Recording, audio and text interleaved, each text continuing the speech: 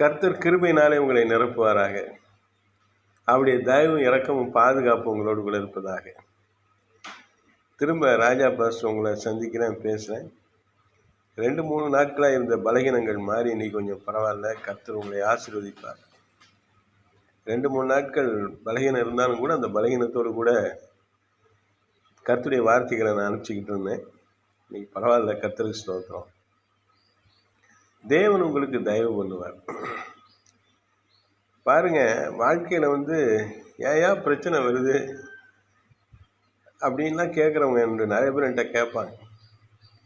நான் சொல்லுவேன், பிரச்சனை வரும் பொழுது தான் நம்முடைய தெய்வ நம்பிக்கையும் நம்முடைய தன்னம்பிக்கையும் நம்முடைய அறிவும் ஆற்றலும் எவ்வளவு தூரம் இருக்குது, எவ்வளவு பர்சன்டேஜ் இருக்குங்கிறத நமக்கு தெரியறதுக்கு தான் சில போராட்டங்களும் பிரச்சனைகளும் வருது. கடவுளுக்கு நம்ம யாருன்னு தெரியும். அநேகர் பிரசங்கம் பண்ணுறாங்க, கர்த்தர் உங்களை சோதிச்சறிகிற அவருக்கு நம்மளுக்கு தெரியாதா? படைச்சவருக்கு நாம் யார், நம்ம லெவல் என்னங்கிறத நமக்கு தெரிஞ்சுக்கிறது தான் சோதனையும் போராட்டமும் பிரச்சனையும். கடவுளுக்கெல்லாம் ஒன்றும் யாரையும் டெஸ்ட் பண்ணணும்னு அவசியம் இல்லை, தேவையும் இல்லை. அவர் யாரையும் பொல்லாங்கால சோதிக்கிறவரும் கிடையாது, யாரையும் சோதிக்கிறவர் கிடையாது. வேத வசனமே இருக்குது. அவங்க தன்னால் சோதனைக்கு ஆட்படுத்திக்கிறாங்க. மிக முக்கியமாக நான் கண்ட ஒரு தரிசனம், எனக்கு கிடைச்ச ஒரு வெளிப்பாடு, நம்ம யாரும் நமக்கே தெரியறதுக்கு தான் வாழ்க்கையில் போராட்டம், பிரச்சனை, வியாதி படுக்க, நெருக்கடிகள் எல்லாம். மற்ற மனுஷங்கள்லாம் யார், இவங்க உண்மையாக அன்பு செலுத்துகிறாங்களா நம்ம மேலே அப்படின்லாம் தெரிஞ்சுக்கிறதுக்கு தான் அநேக நெருக்கடிகள் நம்ம வாழ்க்கையில் வருது. இந்த நெருக்கடிகள்லாம் வரும் பொழுது தான் உங்களுக்கு பவர் கூடுது. நல்ல பவர்ஃபுல் பர்சனாக மாறுறீங்க. ஏன் கவலைப்படுறீங்க?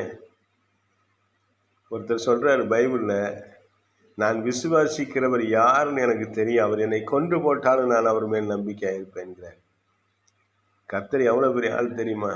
அவர் ஆள் இல்லை, பெரிய தெய்வம்.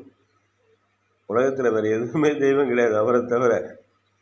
அவரை அறிவிப்பது தான் காஸ்பல். அவருக்கு பிரியமாய் நடப்பது தான் வாழ்க்கையின் தத்துவமே அதுதான். அவரை துதிப்பது தான் உண்மையான ஆன்மீகம்.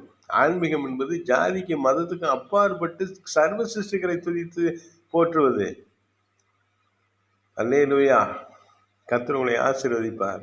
இந்த காலை வேளையில உங்கள் போராட்டங்கள் உங்களுக்கு ஜெயத்தை மட்டுமல்ல, உங்களை பவர்ஃபுல் பர்சனாக மாற்றும். சத்தமா அல்லேலூயா சொல்லுங்க.